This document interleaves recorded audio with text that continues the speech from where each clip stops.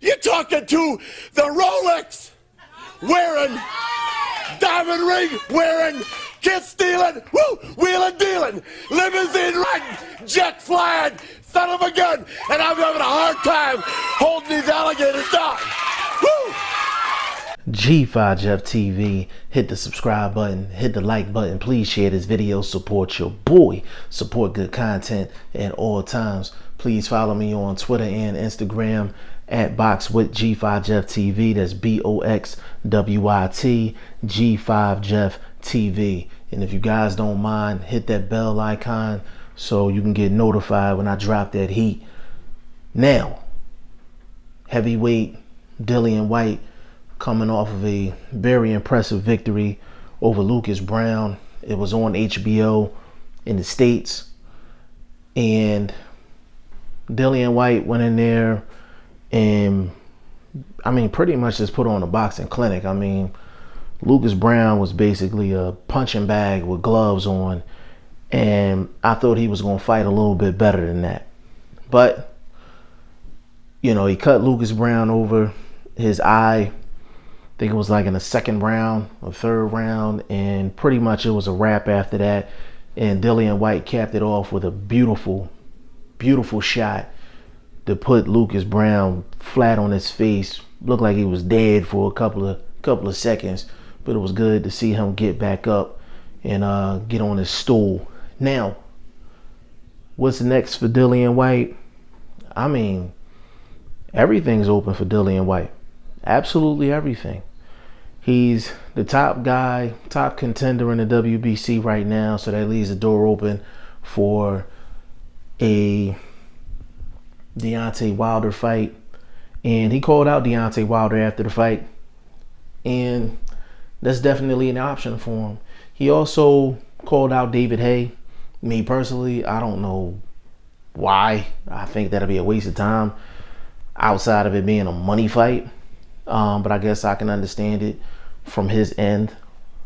And he's also in line for an Anthony Joshua rematch as well, with Anthony Joshua winning tonight versus Joseph Parker in a weird fight. It was a weird fight, and I definitely got a couple videos coming because I got a bunch of opinions about that. But he's in line for an Anthony Joshua rematch as well.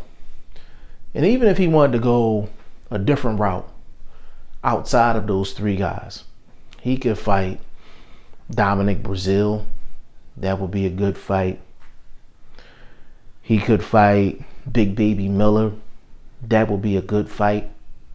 He could fight Bryant Jennings. They have a little history together. That would be a good fight. Hell, if he want to actually fight people that's affiliated with Anthony Joshua or Deontay Wilder, he could fight the guy that Anthony Joshua beat to win his first title, Charles Martin. He could fight Charles Martin.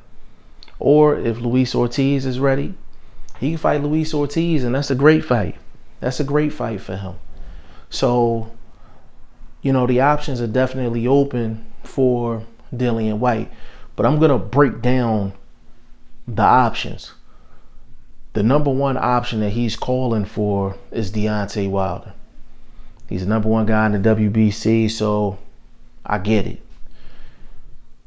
But a lot of my boxing family here on the channel, they're not from the States. So I'm going to tell you guys how it's perceived in the States in terms of Dillian White. People in the States think that Dillian White is basically Anthony Joshua's force field, his shield, his bodyguard, his protection, And they think that Dillian White is being thrown in front of Deontay Wilder by Eddie Hearn, because Eddie Hearn really doesn't want Anthony Joshua to fight Deontay Wilder. That's the perception here in the States. Now, forget the perception. You're here on G5 Jeff TV, so I'm going to give you my take on it. Dillian White can call out Deontay Wilder all he wants, but it doesn't make any sense. It doesn't make any sense. And I'm going to tell you why it doesn't make any sense. Number one, there's only 2 champions now in the heavyweight division. Deontay Wilder and Anthony Joshua. Dillian Whyte will be an underdog in either one of those fights. Okay? It would be smarter for Dillian Whyte to go after a rematch with Anthony Joshua. Number one, it's more money. Number two, he will be fighting for 3 belts that AJ has now versus 1 belt from Deontay Wilder. And number 3, he won't have to come to the States to fight Anthony Joshua.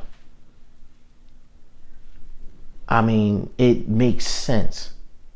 I mean, too good of a sense. And that's why people in the States think that Eddie Hearn is throwing Dillian Whyte Deontay Wilder's way, because just for the reasons I just explained, it doesn't make any sense for him to go after Deontay Wilder.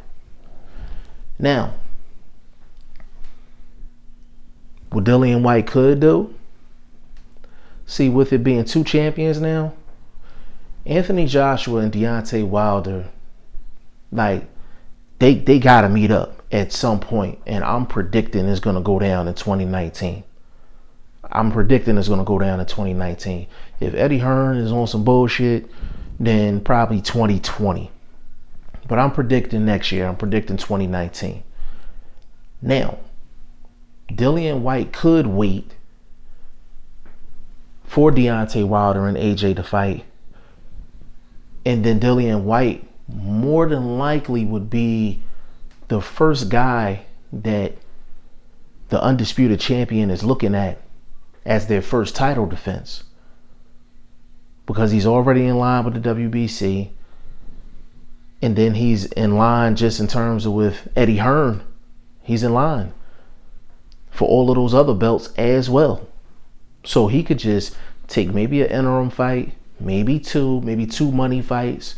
If he comes out on top, he would basically be the main guy, the number one guy for the undisputed champion of the world.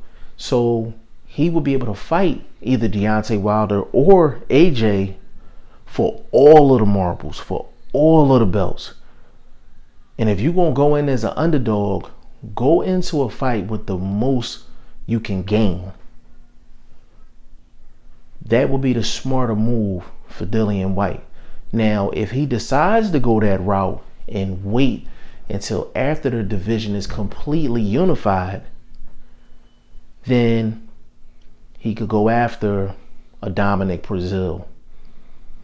Dominic Breazeale fought Anthony Joshua and got knocked out.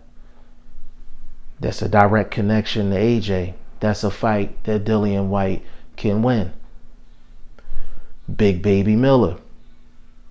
He's affiliated with Deontay Wilder because that might be Deontay Wilder's biggest hater, and Big Baby Miller. He can go into a fight against Big Baby Miller. Dillian Whyte will be favored in that fight. I think he can beat Big Baby Miller. That's a good fight for him. He can even go the route of an Alexander Povetkin. Alexander Povetkin, you know, sole owner of the PED boys, performance enhancement drug boys. He could take that fight as well. And Dillian Whyte would have a pretty good chance of winning that fight. He could fight David Haye, and he would have a good shot at winning that fight. Tony Bellew, that's a good fight. That's a money fight for him. That's a fight that he could possibly win.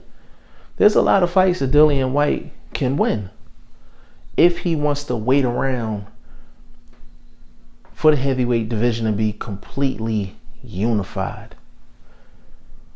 So my bottom line with Dillian Whyte is he has all options available. All of them. And there's nothing better in life than to have options. And Dillian Whyte has all the options. The one that makes the least amount of sense is the one that he's screaming for, and that's him fighting Deontay Wilder right now. Not a smart move, especially for one belt. And Deontay Wilder done knocked out every single person he's been in the ring with. And I'm not saying that Dillian White wouldn't be competitive in that fight. I'm not saying that at all. I actually think it'll be a good fight. I wouldn't mind seeing the fight. But just from a business standpoint and a common sense standpoint, it just doesn't make any sense for him to take on Deontay Wilder right now. There's plenty other ways he can go about this. But y'all let me know what y'all think in the comment section. It's G5 Jeff TV. Hit the subscribe button, hit the like button. Please share this video. Support your boy. Support good content at all times. And follow me on Twitter and Instagram at BoxWith G5 Jeff TV. That's BOXWIT G5 Jeff TV. I appreciate y'all. Peace.